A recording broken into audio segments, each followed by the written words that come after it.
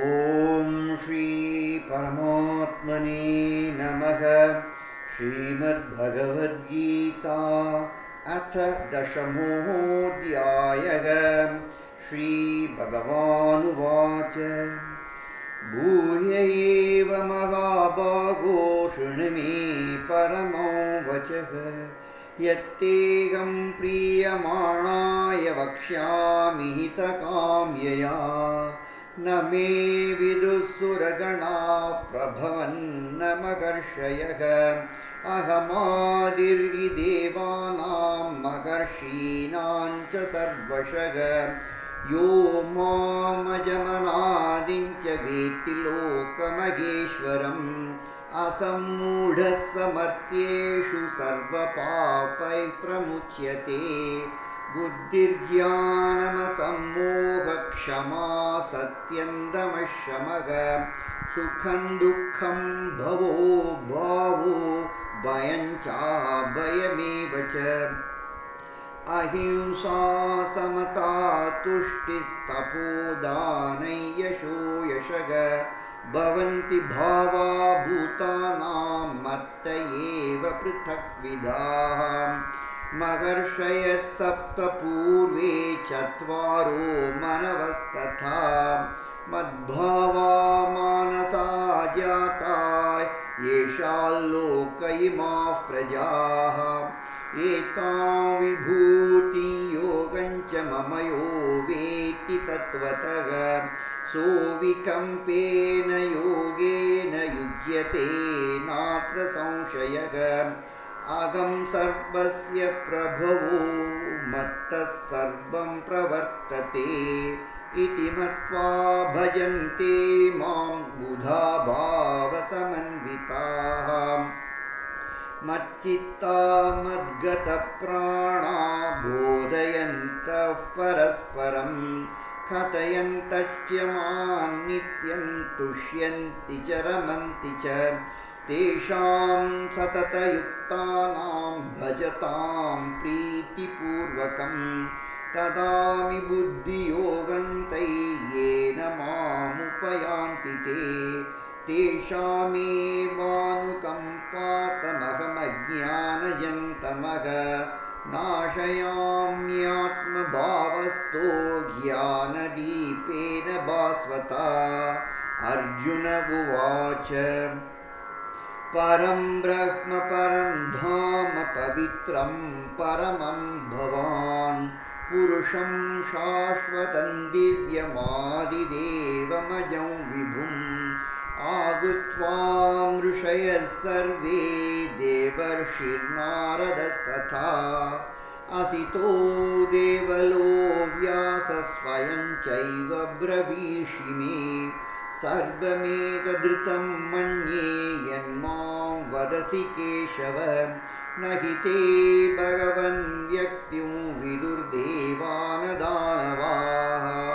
ಸ್ವಯಮೇವಾತ್ಮನಾತ್ಮಾನಂ ವೇತ್ತತ್ವಂ ಪುರುಷೋತ್ತಮ ಭೂತಭಾವನ ಭೂತೇಶ ದೇವದೇವ ಜಗತ್ಪತೆ. ವಕ್ತುಮರ್ಹಸ್ಯ ಶೇಷೇಣ ದಿವ್ಯಾ ಹ್ಯಾತ್ಮವಿಭೂತಯಃ ಯಾಭಿರ್ವಿಭೂತಿಭಿರ್ಲೋಕಾನ್ ಇಮಾಂಸ್ತ್ವಂ ವ್ಯಾಪ್ಯ ತಿಷ್ಠಸಿ. ಕಥಂ ವಿದ್ಯಾಮಹೈ ಯೋಗಿಂ ತ್ವಾಂ ಸದಾ ಪರಿಚಿಂತಯನ್ ಕೇಷು ಕೇಷು ಚ ಭಾವೇಷು ಚಿಂತ್ಯೋऽಸಿ ಭಗವನ್ಮಯಾ. ವಿಸ್ತರೇಣಾತ್ಮನೋ ಯೋಗಂ ವಿಭೂತಿಂ ಚ ಜನಾರ್ದನ ಭೂಯ ಕಥಯ ತೃಪ್ತಿರ್ಹಿ ಶೃಣ್ವತೋ ನಾಸ್ತಿ ಮೇ ಮೃತಂ. ಶ್ರೀಭಗವಾನುವಾಚ ಹಂತ ತೇ ಕಥಯಿಷ್ಯಾಮಿ ದಿವ್ಯಾ ಹ್ಯಾತ್ಮವಿಭೂತಯಃ ಪ್ರಾಧಾನ್ಯತಃ ಕುರು ಶ್ರೇಷ್ಠ ನಾಸ್ತ್ಯಂತೋ ವಿಸ್ತರಸ್ಯ ಮೇ. ಅಹಮಾತ್ಮಾ ಗುಡಾಕೇಶ ಸರ್ವಭೂತಾಶಯಸ್ಥಿತಃ ಅಹಮಾದಿಶ್ಯ ಮಧ್ಯಂ ಚ ಭೂತಾನಾಮಂತ ಏವ ಚ. आदित्यानामकं विष्णुर्ज्योतिषां रविरंशुमान् मरीचिर्मरुतामस्मि नक्षत्राणामहं शशी वेदानां सामवेदोऽस्मि देवानामस्मि वासवः इन्द्रियाणां मनश्चास्मि भूतानामस्मि चेतना रुद्राणां शङ्करश्चास्मि वित्तेशो यक्षरक्षसां वसूनां पावकश्चास्मि मेरुशिखरिणामहम् पुरोधसाञ्च मुख्यं मां विद्धि पार्थ बृहस्पतिं सेनानीनामकं स्कन्दः सरसामस्मि सागरः महर्षीणां भृगुरहं गिरामस्म्येकमक्षरं यज्ञानां जपयज्ञोऽस्मि स्थावराणां हिमालयः अश्वत्थः सर्ववृक्षाणां देवर्षीणां च नारदः गन्धर्वाणां चित्ररथसिद्धानां कपिलो मुनिः उच्चैश्रवसमश्वानां विद्धि माममृतोद्भवम् ऐरावतं गजेन्द्राणां नराणां च नराधिपम् आयुधानामहं वज्रं धेनूनामस्मि कामधु प्रजनश्चास्मि कन्दर्पः सर्पाणामस्मि वासुकिः